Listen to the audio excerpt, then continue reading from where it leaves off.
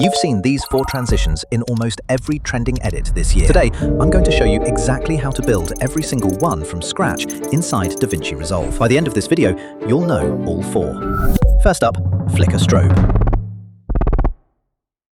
Start by selecting your clip, then hold Alt or Option on Mac and drag to duplicate it.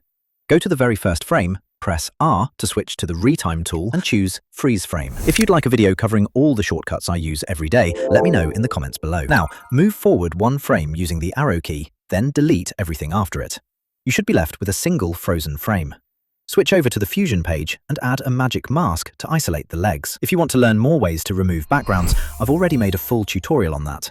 You can check it out right after this video. Next, add a background node and connect the magic mask output to the mask input of the background node. Connect the background node directly to media out, then change the background color to white. Now, add a glow node. This small step makes a huge difference.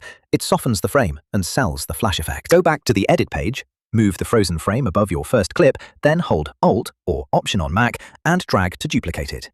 Leave a 1 frame gap between each copy, just like this. Finally, add an adjustment clip over the transition, then use the crop controls in the inspector or the small crop icon under the viewer to hide the black edges. And that's it. Finish it off with a couple of flash sound effects, and that's the first transition done. 3 more to go, and trust me, the last one is one of the biggest editing trends right now. If you're enjoying the video, consider subscribing. My goal is to hit 100,000 subscribers before the end of 2026. Moving on to transition number 2, the seamless transition. This one's actually my favorite. I use it all the time, whether I'm editing cinematic videos, motion graphics, photos, or pretty much anything else. The idea is simple. Both clips share the exact same animation. The only thing that changes is where you cut between them. I'll show you how to build it in both Fusion and the edit page. Let's start with Fusion. Here I have a circle and a rectangle. Add a transform node. Go to the first frame and keyframe the center. Move it all the way to the left. Now jump to 1 second and move it all the way to the right. Open the spline editor, select both keyframes, then press S to smooth the curve. Next, press Ctrl+T to open the easing controls and increase both values until the animation starts slow, speeds up in the middle, then slows down again. Now copy the transform node and paste it onto the rectangle. Go to the middle of the animation. In my case, frame 12. Go back 1 frame to frame 11 and add a keyframe for the merge nodes blend. Then move to frame 12 and set the blend to 0. And just like that, you've built a seamless transition. Now let's recreate the same effect on the edit page. Add an adjustment clip above both clips. On the first frame, add a keyframe for scale. Then move to the last frame and increase the scale value. Open the keyframe editor and apply the same easing curve, just like this. And that's all there is to it. Moving on to technique number 3, the jump cut.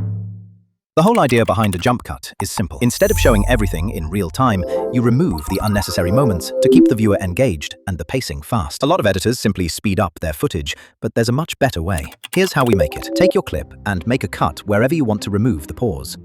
Move forward a few frames, then press Q to ripple delete everything in between.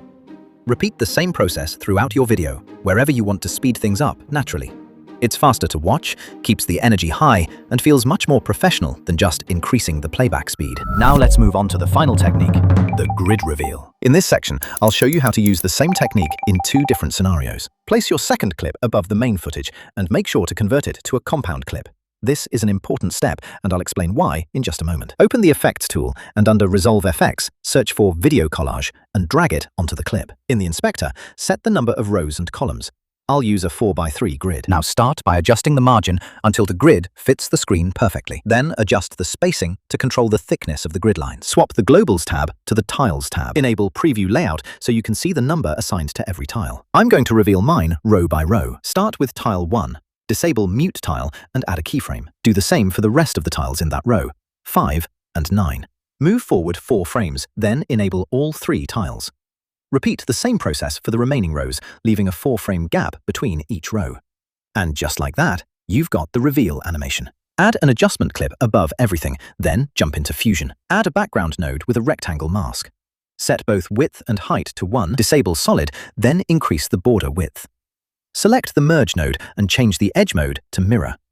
Reduce the size until the border lines fit nicely between every tile. If the border doesn't line up perfectly, select the background node, switch to the Image tab, disable Auto Resolution, then manually adjust the width and height until everything lines up correctly. Customize the border color and thickness however you like. Now to building the flash effect. Return to the edit page and add a fusion clip between the footage and the border. Make sure it starts at the same first frame as the compound clip you made earlier, so when you copy the animation later, it lines up exactly. Select the compound clip you made, copy it, Ctrl+C, then select the fusion clip and press Alt+V to paste attributes. Make sure the plugins are connected. Open the fusion page, add a background node and set it to white. Then back on the edit page, if you play it now, you'll see white. So swap the composite mode to difference. But the flash only needs to one frame, so make sure to select the fusion clip and go to the Effects tab.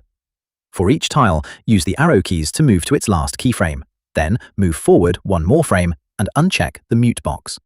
Do this for all tiles. So now you have the flash effect. Select the fusion clip and duplicate it. Hold Alt. Move it forward one frame and switch to the edit page. Change the composite mode to darker. In the fusion page, change the light color to red. And that's style 1 done. Now let's use the exact same workflow with multiple clips. This time I have one main clip and 4 additional clips. Start by converting every clip into a compound clip. Apply video collage to the first clip and set the grid to 2 by 2, since we have 4 footage clips. If you have more, you'll add more. Adjust the margin and spacing just like before. The only difference this time, change the workflow from Create BG to Create Tiles. Copy the video collage effect with Ctrl+C, then use Alt+V to paste it onto the remaining clips. For each clip, assign a different tile until every section of the grid contains its own video. Animate the tiles exactly the same way we did before. Duplicate your main clip and place it above everything to mask the main character inside Fusion. Recreate the one-frame flash effect. Go to the frame where the first tile appears and open the compound clip timeline. Add a solid background, make it one frame only, and set the color to white. Set the composite mode to difference. Duplicate it, leave a one-frame gap, change it to darken, then change its color to red. Repeat the same process for every remaining clip. And that's it. With one simple workflow, you can build both single reveal and multi-clip grid transitions. If you enjoyed this video, don't forget to subscribe, and I'll see you in the next one.